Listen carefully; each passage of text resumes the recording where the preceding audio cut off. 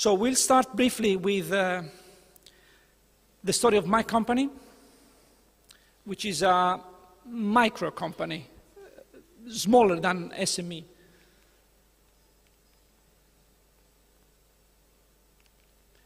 Very few slides showing how we are, let me say, successfully, we are involved in Inspire implementation processes at EU and national level. Also some local initiatives and programs which are precursor of Inspire implementation at local level. And then just to highlight some common experience that we would like to share with you. So, in terms of programs in which we are involved, there is this project, which is called the SEIS Malta project, is the implementation of SEIS in Malta.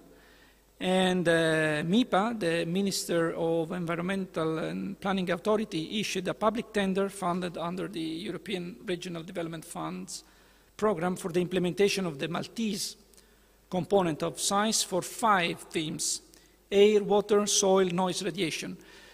Just a first comment, you see that the name of these themes are not matching 100% with the 34 themes of Inspire, but a close relationship is among them. So only apparently the difference in the name is wrongly leading to a view that they are far, instead they are very close to each other. The terms of reference of the tender was requiring Inspire compliance at lato sensu. There was a sentence, everything should be Inspire compliant, that's it. And the contract has been awarded to a consortium of 3 SMEs, and we have the responsibility to fully handle the task of the geodatabase design, because who is implementing SEIS has not to deal just with data exchange or data validation or showing the flag of compliance, but they have to work daily with this data. And some challenges are on the floor. And to this, we have an oral presentation on Wednesday. Another important point, how Europe is becoming aware of Inspire. You know, I think you are aware of the Life Plus program. It are quite huge in terms of funding program of European Union related to environmental projects. And now with the Life is running, I think, because this year the European Union celebrated the 20th anniversary of Life program. And the 2010 work program, the Life Plus, in the Article 14 of the Common Provisions, added this important sentence: electronic tools which include spatial data and are produced in the frame of a Life Plus project shall comply with the directive with Inspire. So is a new obligation, and believe me, all the people working since many years with the LIFE program, which are most of them are naturalists, environmentalists, and interested in bird observations and natural park items, they don't know anything about Inspire. So this is a contractual obligation for them, and they are really, really interested. There are a lot of opportunities in this field.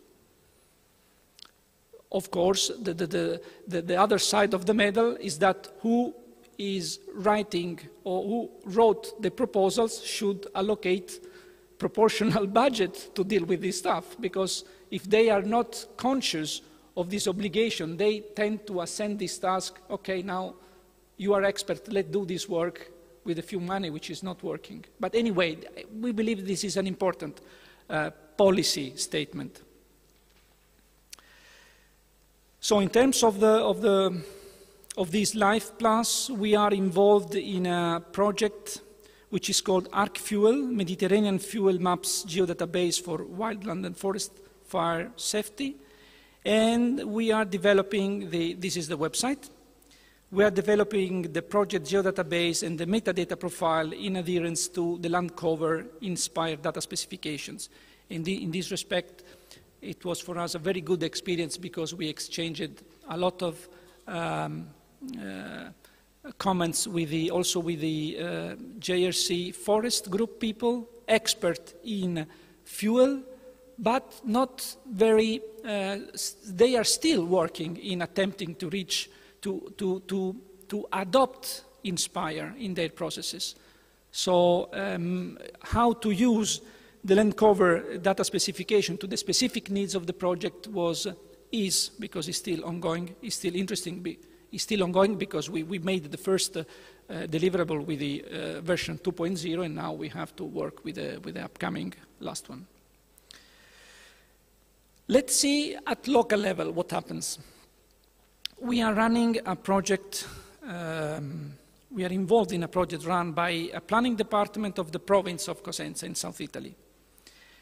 The main goal of this activity is to develop and implement a common data model for the council structural plans in adherence to the urban regional law.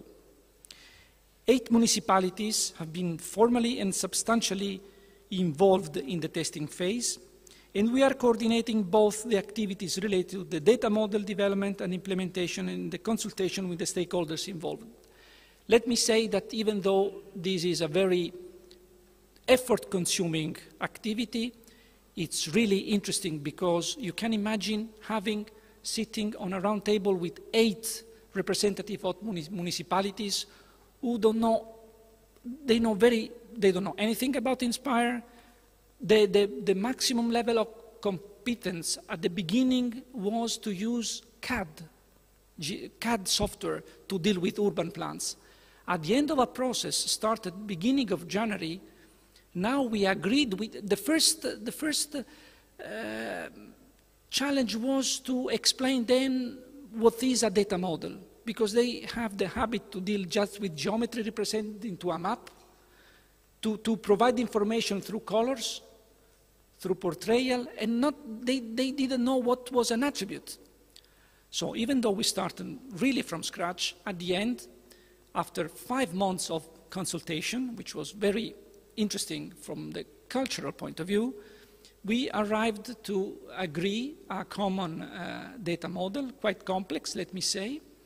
There was written a procedure how to use properly CAD, because 2 of the 8 are quite skilled in using GIS, the other 6 are using CAD. So we laid down a procedure how to use properly CAD in order to make life easier to make some conversion at the end, but we didn't want to lose these partners, because playing only with 2 experts in GIS was not so promising for the future. Anyway, this community is growing. We are coordinating this stuff, and we have next Monday a meeting in which 3 of them will bring a sort of data sets already filled in according to this data model, which will be on this website, will be published through, at the moment, WMS. So it's a very, very interesting. Also in this topic, we will have a presentation Tuesday at this conference. Common experience to be shared. This is common at European level with the projects, at local level in any case.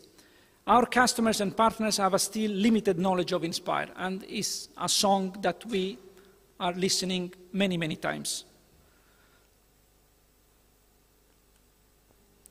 Therefore, we need to train our customers about Inspire, mainly in order to let them understand and use effectively our deliverables, because of course we can manage to deliver something compliant to the contract, but if has to go at the end in the garbage or closed in a box, it's a failure. So we have to constantly push them to let them aware how to use at the end. So there is an activity of assistance behind.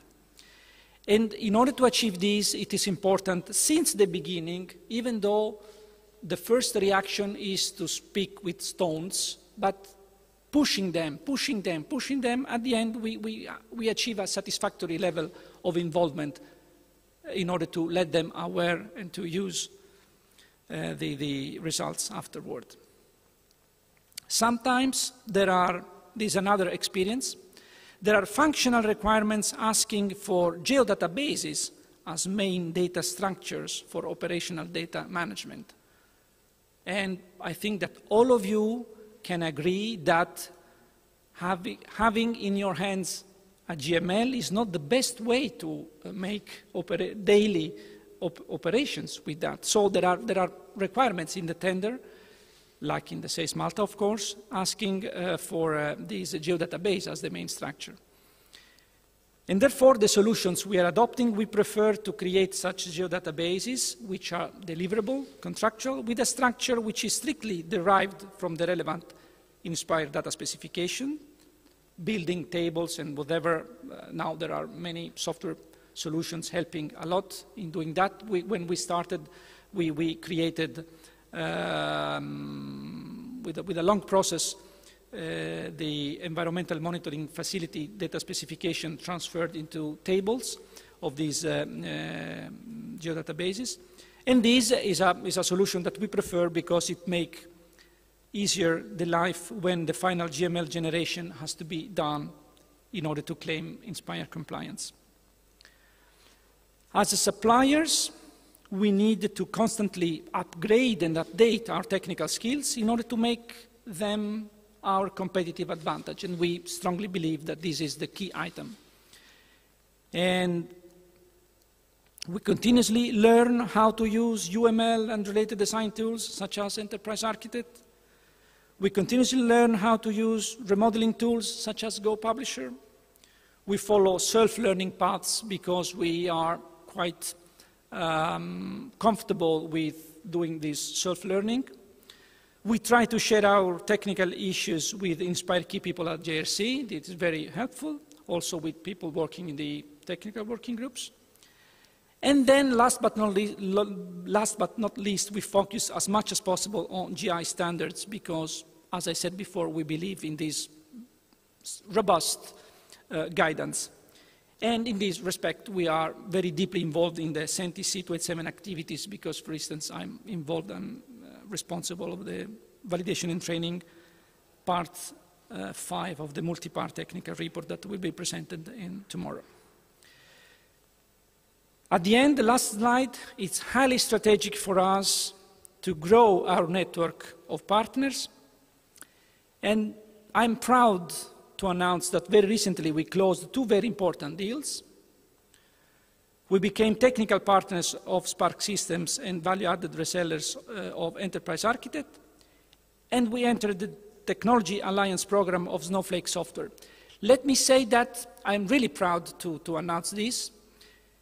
This process has been closed, Ken, how long? I think 1.5 years, Richard, 2 years more or less, witnessing that this partnership that now is very strong started from initial knowledge, knowing each other, understanding which are the mutual benefit, and now we believe that these are really building blocks of our success, and we want to share with all of you.